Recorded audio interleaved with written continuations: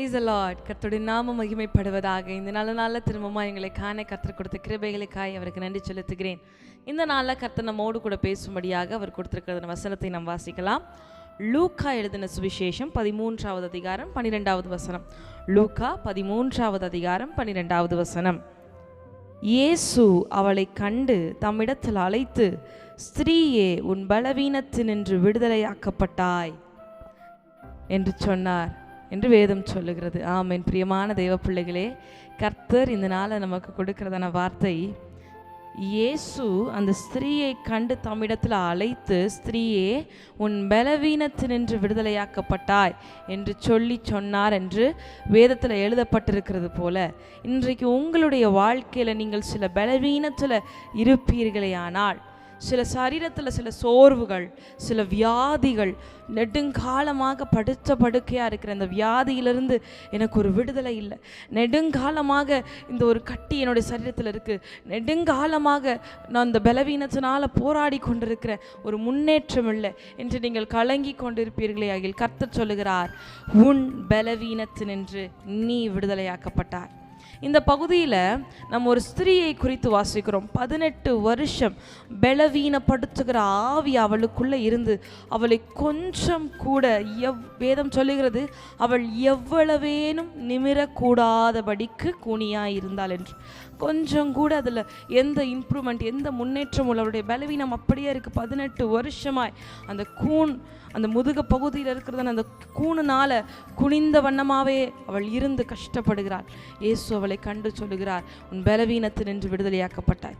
உடனே அந்த கூன் நீங்கி, அந்த பலவீனம் நீங்கி அவள் தேவனை மகிமைப்படுத்தினாள் என்று வேதம் சொல்லுகிறது.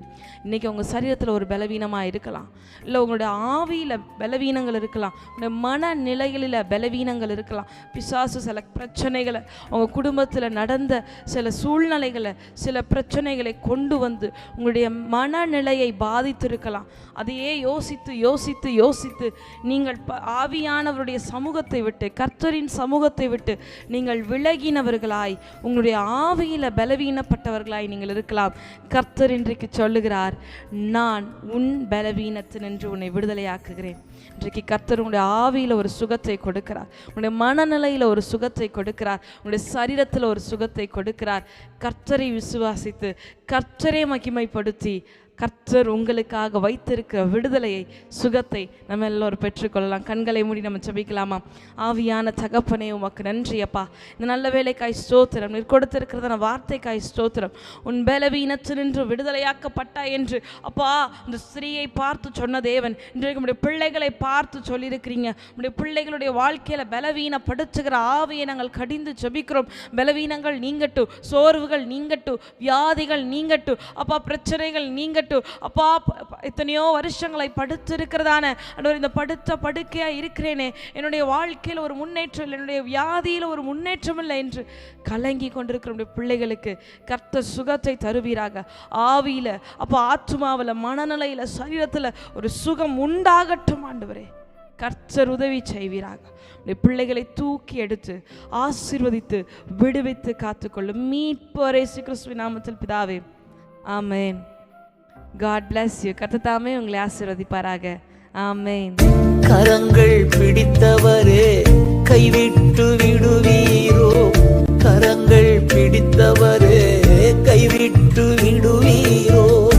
இதுவரை நடத்தி வந்த எபினேசர் நீதானையா, இதுவரை நடத்தி வந்த எபினேசர் நீதானையா. சித்தம் செய்யணுமே, செய்து